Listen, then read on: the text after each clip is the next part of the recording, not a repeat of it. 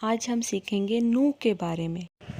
उत्पत्ति 6 के 5 वचन में लिखा है, और यहोवा ने देखा कि मनुष्यों की बुराई पृथ्वी पर बढ़ गई है और उनके मन के विचार में जो कुछ उत्पन्न होता है सो निरंतर बुरा ही होता है। सो इस प्रकार पूरी पृथ्वी पर पाप बढ़ गया, लोग एक दूसरे को मारने लगे और गलत गलत कामों में वो फंस गए। पूरी पृथ्वी पाप से भर गई। यहोवा परमेश्वर मनुष्य को बनाने से पछताया और उसने मन में सोचा कि जिस मनुष्य की मैंने सृष्टि की उसे मैं पृथ्वी से मिटा दूंगा। क्या मनुष्य, क्या पशु, क्या रेंगने वाले जंतु और पक्षी, सबको मिटा दूंगा। और वह उन्हें बनाने से पछताया। पर उस समय परमेश्वर की दृष्टि में नूह ही उसे सिर्फ धर्मी जान पड़ा और यहोवा की अनुग्रह की दृष्टि नूह पर बनी रही, क्योंकि नूह एक धर्मी पुरुष था और अपने समय के लोगों में खरा था। वो हमेशा यहोवा की आज्ञा को मानता था और जो यहोवा कहता था वो वैसा ही करता था। और नूह परमेश्वर के साथ साथ चलता था। वह परमेश्वर के पीछे या आगे नहीं, पर उसके साथ साथ चलता था।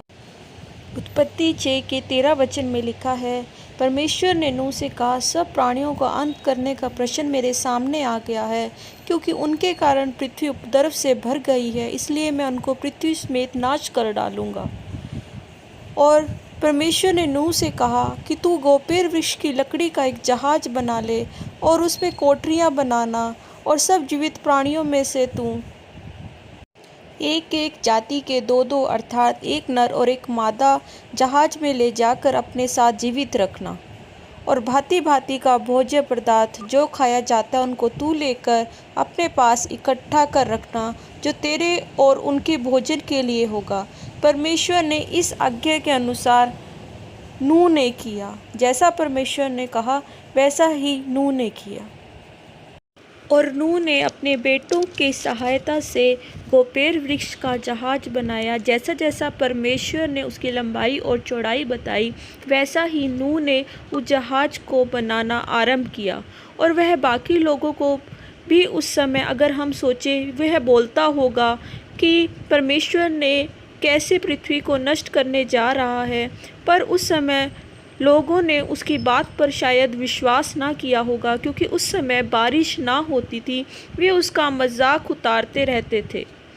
और उत्पत्ति 7 के 4 वचन में लिखा है, परमेश्वर ने कहा कि अब 7 दिन और बीतने पर मैं पृथ्वी पर 40 दिन और 40 रात तक जल बरसाता रहूँगा, और जितनी वस्तुएं मैंने बनाई सबको भूमि के ऊपर से मिटा दूंगा। और उस समय नूह की अवस्था 600 वर्ष थी। और नूह अपने पुत्रों, पत्नी और बहुओं समेत जल प्रलय से बचने के लिए जहाज में गया। और अशुद्ध और अशुद्ध दोनों प्रकार के पशुओं में से, पक्षियों और भूमि पर रेंगने वालों में से भी दो दो अर्थात नर और मादा जहाज में नूह के पास गए। जिस प्रकार परमेश्वर ने कहा वैसा ही नूह ने किया। और 7 दिन के उपरांत प्रलय का जल पृथ्वी पर आने लगा, और वर्षा 40 दिन और 40 रात निरंतर पृथ्वी पर होती रही। और नूह जब अपने परिवार और सभी बनेले पशु पक्षियों, रेंगने वालों के साथ जहाज में जा चुका था, तो तब यहोवा ने जहाज के द्वार को बंद किया। और पृथ्वी पर 40 दिन तक प्रलय होता रहा, और पानी बहुत बढ़ ही गया, जिससे जहाज ऊपर को उठने लगा और वह पृथ्वी पर से ऊंचा उठ गया। जल तो 15 हाथ ऊपर बढ़ गया और पहाड़ भी डूब गए। और जो जो स्थल पर थे उनमें से जितनों के नथनों में जीवन का श्वास था, सब मर मिटे। केवल नूह और जितने उसके संग जहाज में थे वे ही बच गए।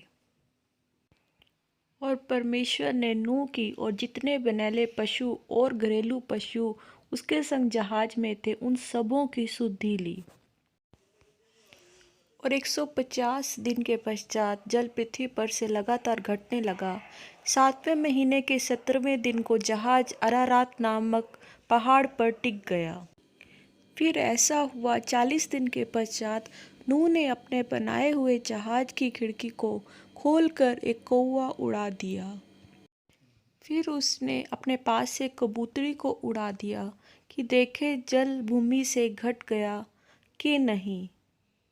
पर वह कबूतरी उसके पास वापस जहाज में लौट आई और 7 दिन ठहरकर उसने कबूतरी को जहाज से फिर उड़ा दिया। और कबूतरी सांझ के समय उसके पास आ गई तो क्या देखा, उसकी चोंच में जलपाई का एक नया पत्ता है। इससे नूह ने जान लिया कि जल पृथ्वी से घट गया। तब परमेश्वर ने नूह से कहा कि जहाज से निकल आ। तब नूह अपने बहुओं और बेटों और सभी जीव जंतुओं के समेत जहाज से निकल आया। और नूह ने यहोवा के लिए एक वेदी बनाई और सब शुद्ध पशुओं और सब शुद्ध पक्षियों में से कुछ कुछ लेकर वेदी पर होम बलि चढ़ाया। और यहोवा उस होम बलि की सुगंध के द्वारा प्रसन्न हुआ और पृथ्वी को नाश करने पर पछताया। फिर परमेश्वर ने नूह और उसके पुत्रों से कहा, सुनो, मैं तुम्हारे साथ और तुम्हारे वंश के साथ वाचा बांधता हूँ कि मैं तुम्हारे साथ अपनी इस वाचा को पूरी करूँगा कि सब प्राणी फिर जल प्रलय से नाश न होंगे। और परमेश्वर ने कहा कि मैंने बादल में अपना धनुष रखा है, वह मेरे और पृथ्वी के बीच में वाचा का चिन्ह होगा। और यह वाचा परमेश्वर आज भी पूरी कर रहा है।